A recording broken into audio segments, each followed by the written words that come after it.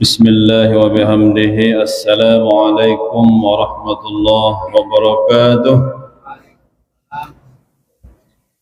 الحمد لله رب العالمين والصلاة والسلام على أول قابل للتجلي من الحقيقة الكلية وعلى آله وأصحابه ومن نصره وواله رب اشرح لي صدري ويسر لي أمري واحلل عقدة من لساني يفقهوا قولي ولا حول ولا قوة إلا بالله العلي العظيم يا أيها الذين آمنوا اتقوا الله حق تقاته ولا تموتن إلا وأنتم مسلمون يا أيها الذين آمنوا اتقوا الله وقولوا قولا سديدا يصلح لكم أعمالكم ويغفر لكم ذنوبكم ومن يطع الله ورسوله فقد فاز فوزا عظيما وقال النبي صلى الله عليه وسلم اتق الله حيثما كنت واتبع السيئة الحسنة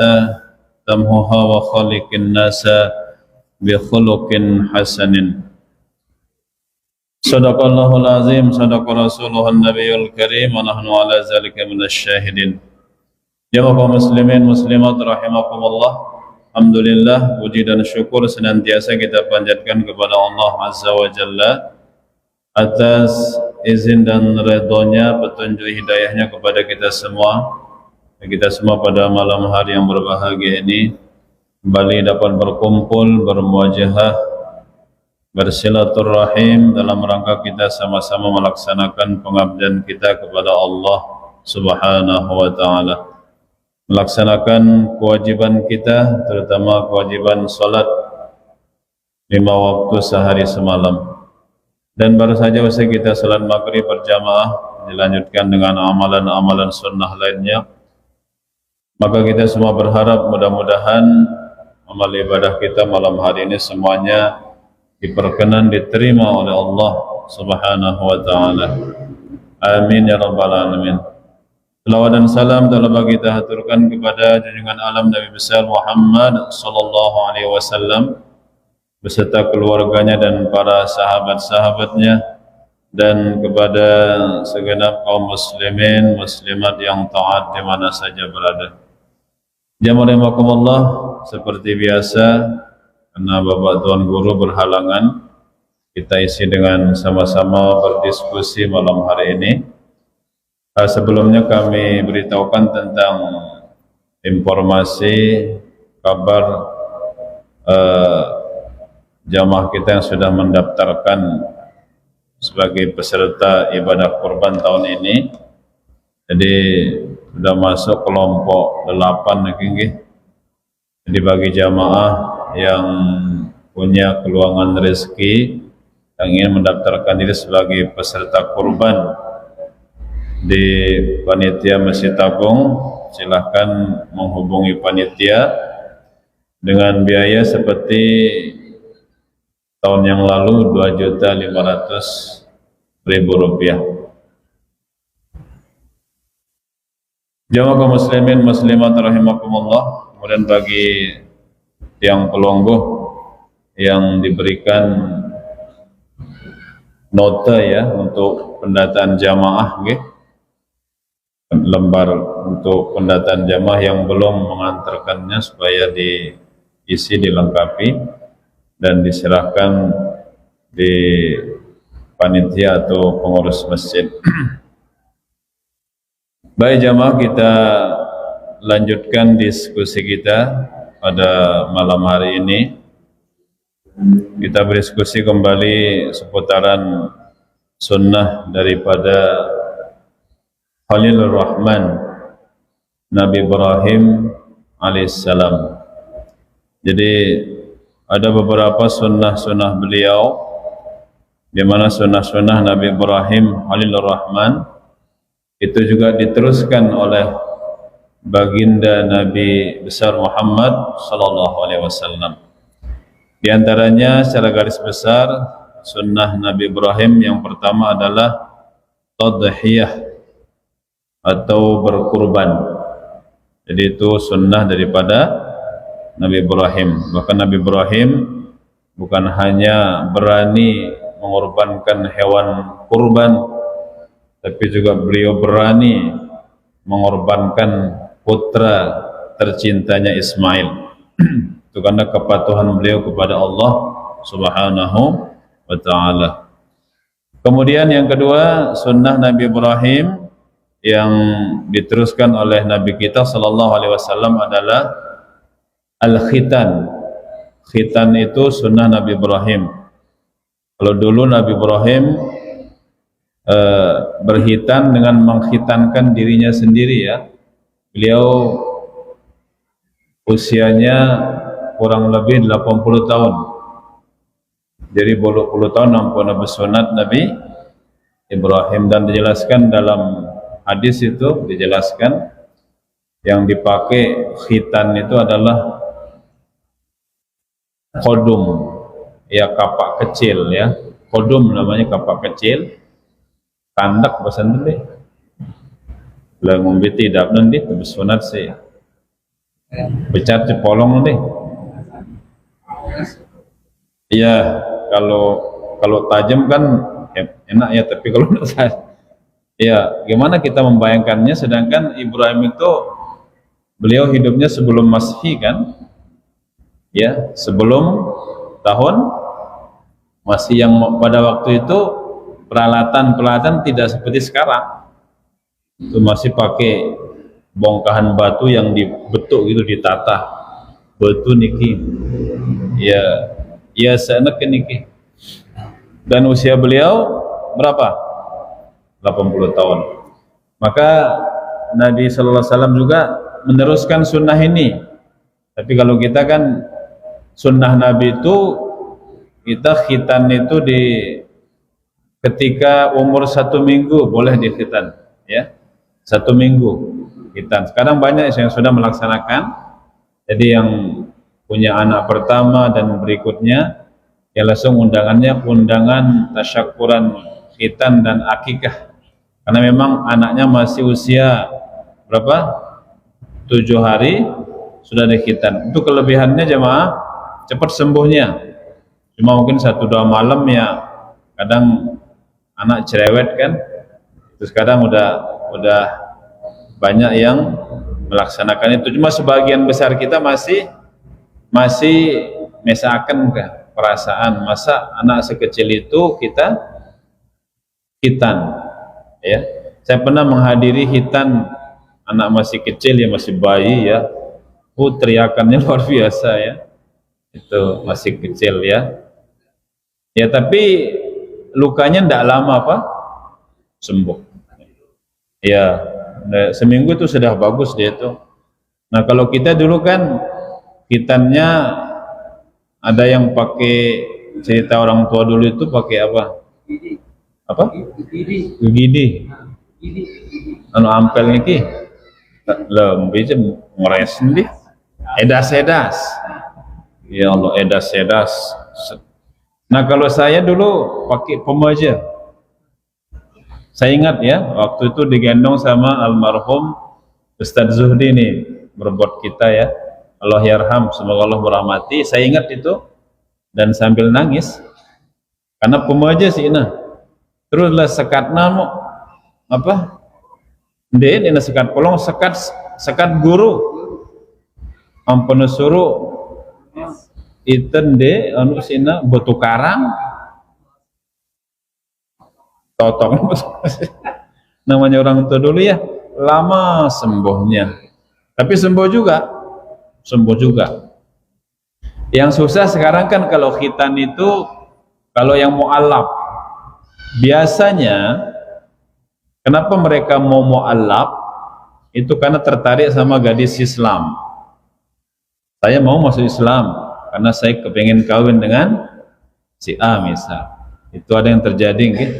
Misal agamanya Kristen Protestan, kadang dia agamanya agama Hindu. Nah, cuma sayangnya jarak antara pernikahan dengan hitannya terlalu dekat. Ada 2 jelo niki. Jadi nikah misal jelo Rebo atau Kamis, ampo Senin apa rana bersunat. Memang sekarang canggih. Lu kira-kira muntuah umur telang dasa 40 bersunat, kira-kira becat kis sehat? Apa masalahnya? Ketika nanti kawin, masalahnya malam pertama kan tidak bisa dipungsikan. Dikumpulkan itu deman guru. Nih makanya masukkan saja nanti kalau ada nggih, ya ndak apa-apalah. Tujuannya mau kawin dengan gadis muslim nggak apa-apa. Semoga dapat hidayah Islamnya terus sampai akhir hayat. Jadi kita nasihati dia, agak jauh lah jaraknya, mungkin 10 hari atau mungkin minimalnya seminggu lah. Supaya nanti begitu selesai akad nikah langsung bisa dimanfaatkan. Nah ini diteruskan oleh baginda Rasulullah sallallahu alaihi wasallam, dan beliau dalam hadisnya pernah menyatakan khamsatum minal fitrah. Ada 5 hal itu merupakan kesucian. Dan kita sudah melaksanakannya semua. Mana dia selain khitan ini? Yang pertama an-nikah. Jadi nikah itu sunnah daripada baginda Rasulullah sallallahu alaihi wasallam. Walaupun juga ada nabi terdahulu yang tidak sempat nikah seperti Nabi Isa alaihi salam. An-nikahu sunnati faman lam ya'mal bi sunnati falaysa minni. Ai faman raghiba an sunnati falaysa minni. Nikah adalah sunnahku, nikah adalah jalan hidupku, maka siapa yang tidak melaksanakan sunnahku bukan termasuk golongan umatku yang sempurna.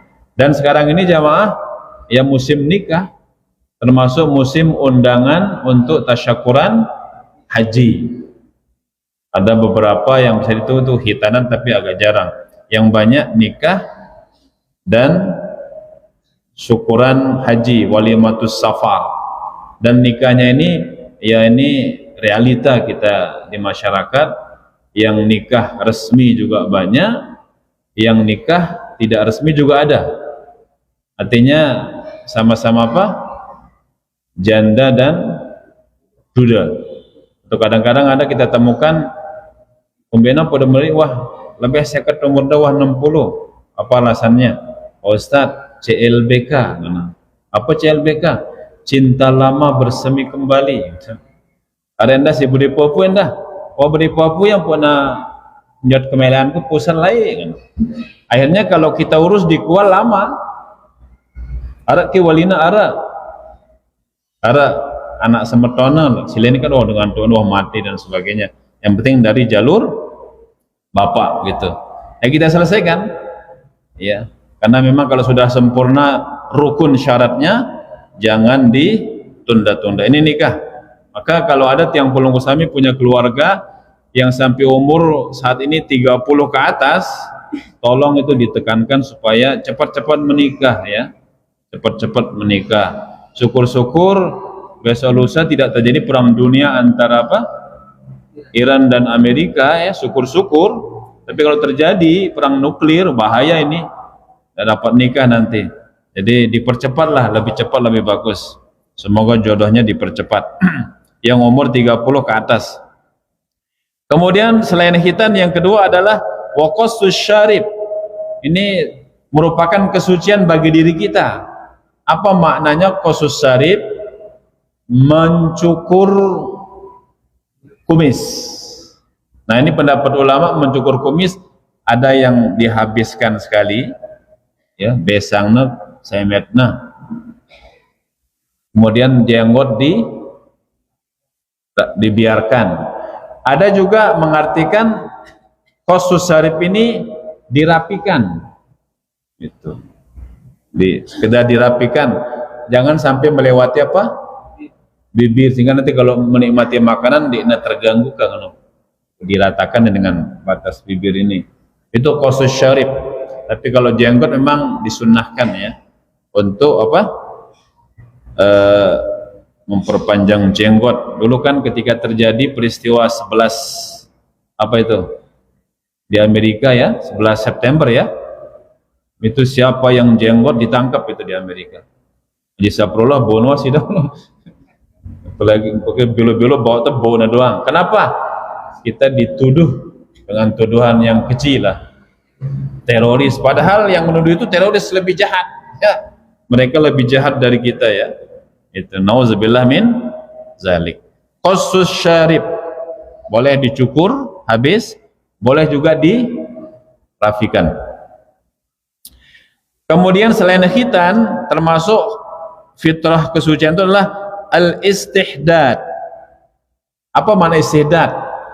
Mencukur bulu kemaluan. Jadi le kuris ke bulu amak ke kana tendek embangnya gondrong deh, termasuk bulu inak ke kana deh. Itu kalau dulu Bapak Tuan Guru Pancar, mohon maaf jamaah nggih aranja tahun ini tegirang ngantok muntang aja le abror niki.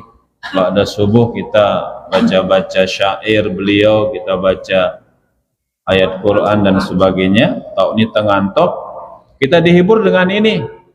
Apa kata beliau waktu itu? Amun me masih bajang ya dendek kuris ya, tekumbet ya, embot ya mana? Kan sakit nih jamaah. Ya kumbenan ini apa tembot lah. Sehingga dengan mencabut itu bisa mengurangi nafsu.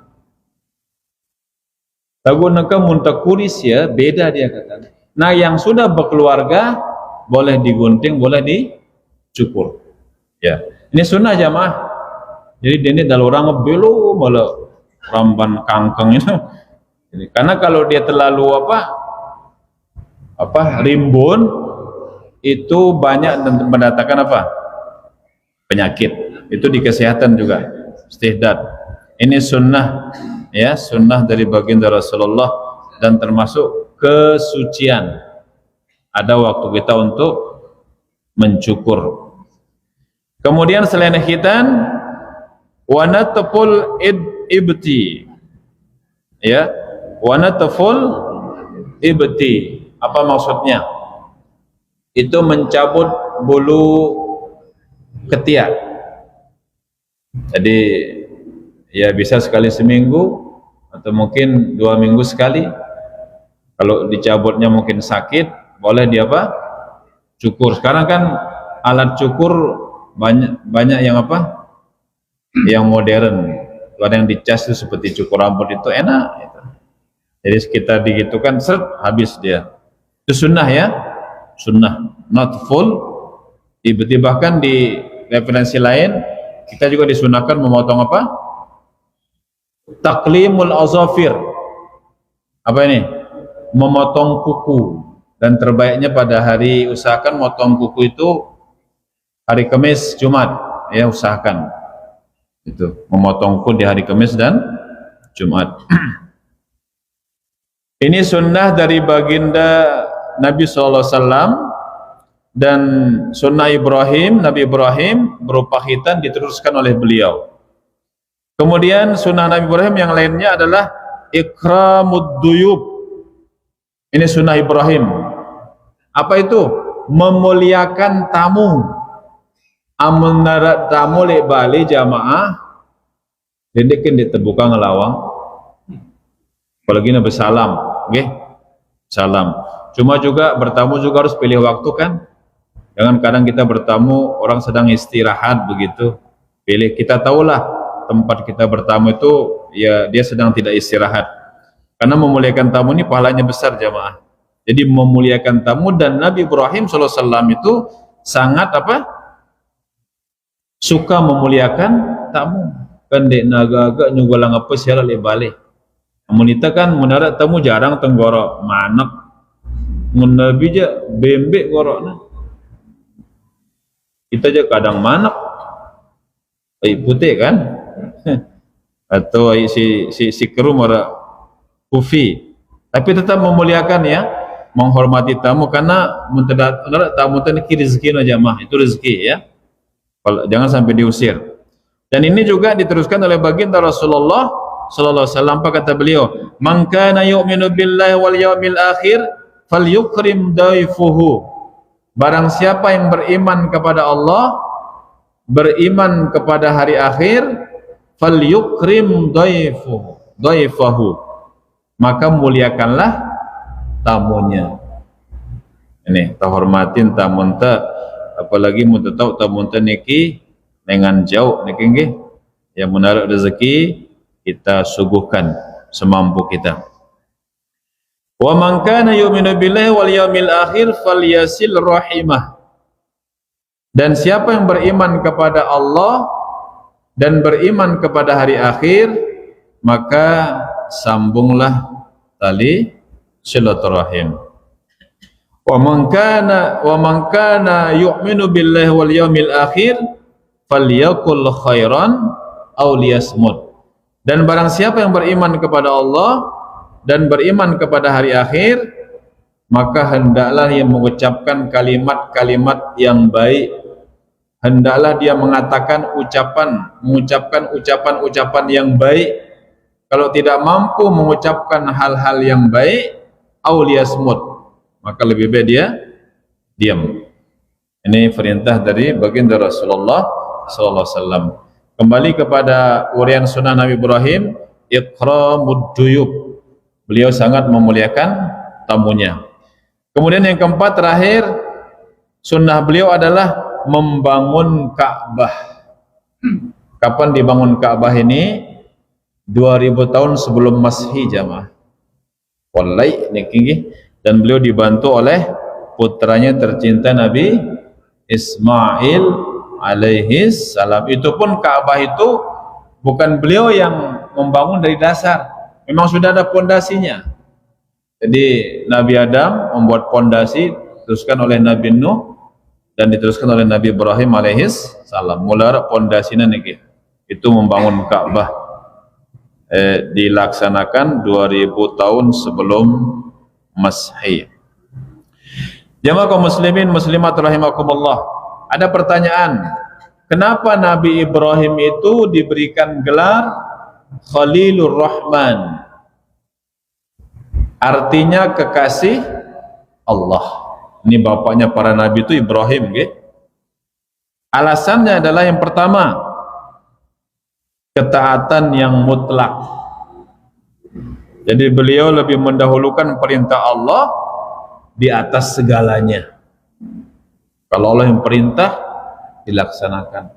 Sampai-sampai beliau diperintahkan Allah untuk menyembelih anaknya, dikerjakan juga. Itulah sebabnya Nabi Ibrahim diberikan gelar apa? Khalilur Rahman. Yang kedua, beliau sabar menghadapi ujian, ya, dengan redha, dan beliau selalu berprasangka baik atas apa yang terjadi pada dirinya. Ini perlu kita tiru jamaah. Kalau kita kepengin sehat mental kita, ya, amun temile sehat mental ta, maka kita miliki prasangka baik kepada siapapun. Jangan ada prasangka yang tidak baik. Itu penyebabnya Nabi Ibrahim diberikan gelar Khalilur Rahman, kekasih Allah. Sabar beliau dalam menghadapi ujian. Yang ketiga, tawadhu, rendah hati. Kepada siapa? Kepada orang miskin. Biasa kita tawadhunya kepada apa? Orang kaya, agak nembeng itu kepeng. Tawadhu le pejabat, agak nangkat apa? Genetai pangkat dah. Auzubillah. Tapi beliau tawadhu kepada orang miskin. Luar biasa itu Nabi Ibrahim Khalilur Rahman. Bahkan Nabi kita juga tidak malu duduk bersama orang miskin, tidak malu berjalan bersama orang-orang fakir dan miskin. Ini sebabnya Ibrahim diberikan gelar Khalilur Rahman, tawadhu beliau kepada orang-orang miskin. Berikutnya yang keempat, beliau sangat dermawan sosial. Jadi beliau seperti tadi gemar menjamu tamunya, dan ini yang mungkin sulit kita laksanakan jamaah. Di samping menjamu tamu, menghormati tamu, beliau tidak suka makan sendirian. Dia nemele bekelor, dia nemele mangan mesa-mesa. Selalu mencari teman. Mementekia salah kehidupan itu sinangka misalnya salong nemangan mangan kekelem dek nara kancana le panco tanal anang pancor yang meta pokok agak nara bareng. Karena memang makan bersama itu keberkahan jamaah. Nah itulah sebabnya Nabi Ibrahim itu diberikan gelar apa? Khalilur Rahman. Kalau dia menikmati hidangan itu tidak mau makan sendirian, selalu makan berjamaah. Kemudian yang terakhir, beliau diberikan gelar Khalilur Rahman adalah karena keteguhan tauhid beliau. Bapaknya tauhid siapa? Jawabannya Nabi Ibrahim alaihissalam. Bahkan beliau karena kuatnya tauhidnya itu sampai berani menghancurkan patung-patung berhala yang disembah oleh raja siapa? Namrud, ya. Tapi satu patung ditinggal, dibiarkan. Kemudian kapak itu ditaruh di pundaknya patung yang besar. Ya, ketika ditanya, Ibrahim, kamu yang menghancurkan Tuhan-Tuhan kami? Loh, kenapa tanya saya? Tanya aja patung. Loh, dia kan tidak bisa ngomong. Kenapa disembah? Itu hebatnya Ibrahim. Tidak bisa ngomong, tidak bisa memberikan manfaat, tapi kok disembah? Tapi dilawan dengan emosi. Maka Ibrahim ditangkap dan dibakar. Tapi dengan naungan pertolongan Allah, walaupun Nabi Ibrahim dibakar, itu Allah membuat yang panas menjadi dingin. Apa kata Allah dalam Quran? Ya nar kuni bardan wa salaman ala Ibrahim. Wahai api, kata Allah, dinginlah kamu dan selamatkan Nabi Ibrahim. Jamaah kaum muslimin muslimat rahimakumullah. Jadi itulah sunnah-sunnah dari Nabi Ibrahim dan alasan utama kenapa Nabi Ibrahim diberikan gelar Khalilur Rahman. Lanjut jamaah. Mijan berapa kabar korban? Si bolu berapa? Apa? Oh ya. Jadi ini logo. Maksudnya? Belum ya? Oh belum ya? Jadi 7 kelompok masuk 8. Yang 8 baru 2 ya. Berarti 5 lagi full ya. Oke dah. Iya. Target kita 10 ya, insyaallah. Lanjut jamaah diskusi kita tentang niat berkurban nggih. Niat berkurban, dan nanti kita jelaskan juga apa sunnah-sunnah berkurban. Amuta ngorban niki ya memang harus pakai niat. Kalau dilafazkan itu memang niat dalam hati ya. Itu nawaitu tadhiyati bihazihi lillahi ta'ala. Ini kalau lafaz Arabnya. Bahwa itu tahu ngadu bahasa Arab ya bahasa antak ya. Jadi saya berniat berkurban dengan hewan kurban ini, misalnya bebek atau apa, sampai karena Allah. Redaksi lain jamaah, lapasnya nawaitu tadhiyah bihazihi fardhan lillahi ta'ala. Ada fardhannya yang ditambah ya. Jadi saya niat berkurban dengan hewan kurban ini sebagai suatu kewajiban atas diri saya laksanakan semua semata-mata karena Allah Subhanahu wa taala. Sekarang bagaimana dengan penyembelihannya? Jadi yang berhak menyembelih itu apa namanya? Paling abdolnya yang ngurban. Masalahnya tidak semua kita bisa menyembelih. Maka boleh apa? Berwakil. Tapi ingat harus hadir, ya. Karena di setiap tetesan darah itulah ada ampunan dari Allah Subhanahu wa taala. Dan hewan yang kita kurban itu jamaah adalah bahimatul an'am. Itu hewan ternak seperti unta, umurnya 5 masuk 6. Dulu pernah di Tuan Guru Hudatullah nggih merencanakan akan menyembelih unta di Kelayu. Pernah beliau. Cuma mungkin susahnya ya, mungkin transportnya ya. Ya, biayanya juga. Jadi unta paling abdul itu unta. 5 umurnya masuk 6. Kalau sapi, kerbau itu 2 masuk 3 tahun. Kalau kambing satu masuk dua. Nah kalau kibas cukup 1 tahun itu bisa disembelih. Apa saja sunnah-sunnah kita dalam berkurban itu? Yang pertama, mengucapkan al-basmalah, kemudian as-salatu ala nabi, selawat kepada Nabi, dan takbir ketika hendak mulai menyembelih. Jadi kalau pelungguh yang suka menyembelih itu jangan lupa ucapkan bismillahi Allahu Akbar. Kalau ditambah dengan selawat bagus ya. Ini sunnah daripada menyembelih hewan kurban. Kemudian yang kedua, orang yang berkurbanlah sendiri yang menyembelih hewan kurbannya. Seperti tadi, kalau memang kita tidak mampu, silahkan kita boleh berwakil. Yang ketiga, apabila kita mewakilkannya untuk menyembelih, itu kita disunnahkan untuk menghadirinya. Karena dulu pernah di zaman Nabi, jamaah, waktu Siti Fatimah putri beliau itu disembelihkan hewan kurban, kan otomatis kalau ibu-ibu perempuan kan jarang ya, walaupun ada juga yang suka nyembelih ayam ibu-ibu ya. Nggak tahu saya kalau sapi aja. Jadi ketika Siti Fatimah berkurban itu, Nabi berkata kepada Siti Fatimah, apa kata Siti Fatimah? Ya Fatimah, wahai Fatimah, qumi ila adhiyatika fashhadiha. Ini kata siapa? Kata Nabi kepada putrinya Siti Fatimah. Anakku Fatimah, kumi, uras, bebutang isi bebutang. Berdiri kamu di samping hewan kurbanmu. Kemudian fashhadiha, saksikan dia. Jadi ketika menyembelih itu kita dianjurkan yang punya hewan kurban itu untuk menyaksikan.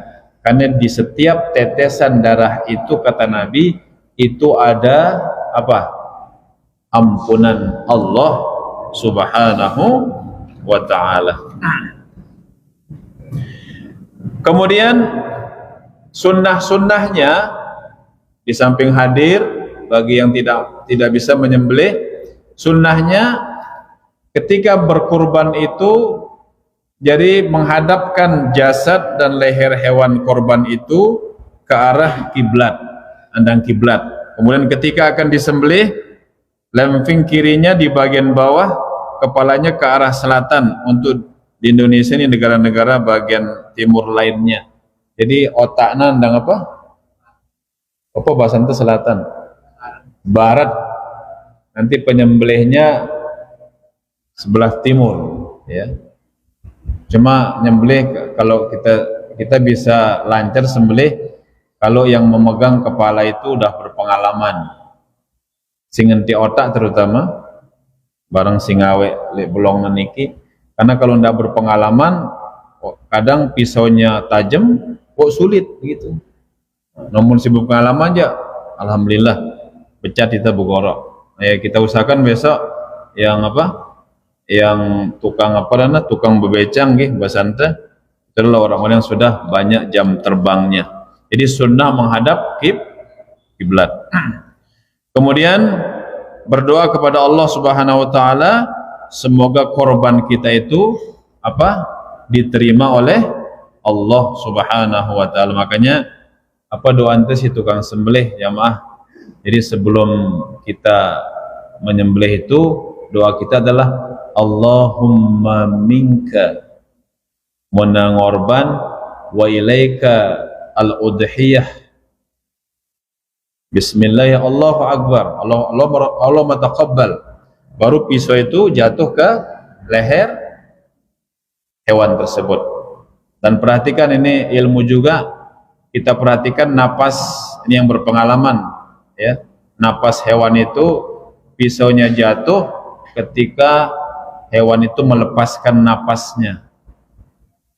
Berarti nanti ketika jatuh pisau dinara balang nanguit ka. Tapi kalau pisau jatuh ke leher ketika dia narik napas, maka itu yang membuat tenaga hewan itu menjadi lebih besar. Bismillah, Allahumma minka wa ilaika al-udhiyah, Allahumma taqabbal. Amuna akikah, Bismillah, Allahumma minka wa ilaika al-akikah, Allahumma taqabbal. Itu doa kita ketika menyembelih hewan kurban. Dan tentunya berikutnya sunnah berkurban itu pisau yang kita pakai adalah pisau yang apa? Yang tajam. Jadi kita suruh dengan si tong ngasak si merang. Abdolnya memang jamaah lagu, saya sendiri juga jarang melaksanakan. Abdolnya kita menyembelih itu pisau itu satu kali tarikan, set langsung apa? Iya, itu yang sudah master lah begitu. Nah cuma kadang kita pisaunya pendek jamaah, jadi ulah doang tengulang kampung apa nah.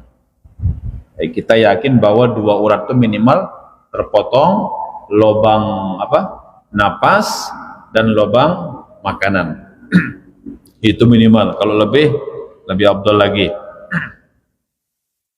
Yang penting kalaupun pisau kita standar, jangan sebelum terpotong uratnya itu jangan kita mengangkat apa pisau, tidak tangkat malah ngulangnya itu nanti nilainya apa tidak sah, maka jadi bangke dia. Nauzubillah min zalik. Demikian jamaah, jadi sunnah daripada kita menyembelih hewan kurban.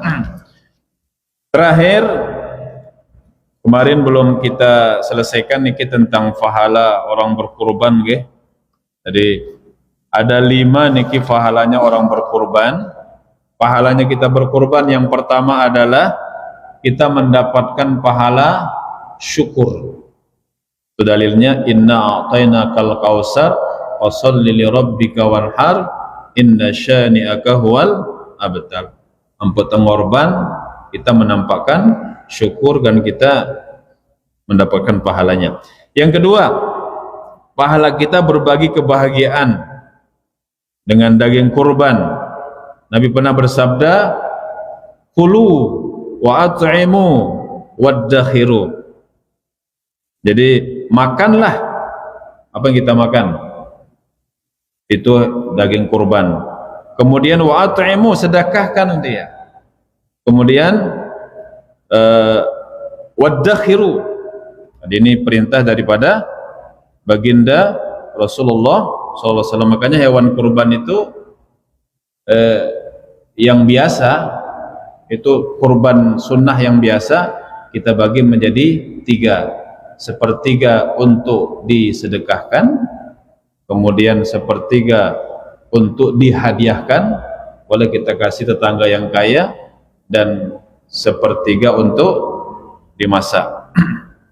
Bahkan ada ulama berpendapat boleh setengahnya kita ambil, setengahnya kita sedekahkan, tapi secara umum lebih banyak kita sedekahkan, kecuali hewan kurban nazar, itu tidak boleh diambil apa-apanya, di semuanya kita serahkan. Innaha laysat bi ayyami siyamin innama hiya ayyamu aklin wa syurbin wa zikrin. Karena sesungguhnya hari itu kata Nabi lah bukanlah hari puasa, akan tetapi hari itu Idul Adha itu merupakan hari makan dan minum dan hari memperbanyak zikir. Ini yang kedua. Yang ketiga, ampunan dosa bagi setiap tetesan darah. Tadi sudah kita sampaikan bahwa Fatimah diperintahkan oleh Nabi ketika menyaksikan hewan kurbannya, Nabi menyatakan kumi ila adhiyatika fashhadiha. Fatimah, berdiri kamu di samping sembelihan kurbanmu dan saksikanlah dia, karena setiap tetesan itu merupakan, setiap tetesan darah merupakan ampunan dari Allah Subhanahu wa taala. Berikutnya yang keempat, mendapatkan kebaikan dari setiap bulunya. Apa kata Nabi dalam riwayat Imam Ahmad? Bikulli sya'ratin hasanatun. Setiap rambut itu ada pahala kebaikan. Bayangkan, Maka sampai hari ini mungkin belum ada kita bisa menghitung berapa jumlah bulu apa? Bulu sapi, bulu apa? Bulu kambing. Tapi ada pernah menghitung bulu domba itu katanya sampai 60-an juta jamaah bulunya. 60 sampai 70 juta bulunya. Berarti itu pula yang kita lakukan apa? Pahala. Di kulli sya'ratin hasanatun. Setiap rambut itu ada pahala kebaikan. Terakhir, pahala amalan yang paling dicintai oleh Allah Subhanahu wa taala. Maka Nabi bersabda, "Ma'amila adamiyun min amalin yauman nahri ahabbu ilallah min ihrikid dami." Jadi kata Nabi, tidak ada amal anak Adam yang dikerjakan pada hari nahar, hari kurban, Idul Adha yang lebih dicintai oleh Allah selain daripada mengalirkan darah, artinya menyembelih hewan kurban. Demikian jamaah, jadi pahala kita bagi hamba-hamba Allah yang tahun ini bisa mengadakan hewan kurban pada hari Idul Adha nanti. Terima kasih segala perhatian dan mohon maaf atas segala kekurangan dan kehilafan. Wala faminkum, Allahumma fiq wal hadi ila sabilir rasyad. Wassalamualaikum warahmatullahi wabarakatuh.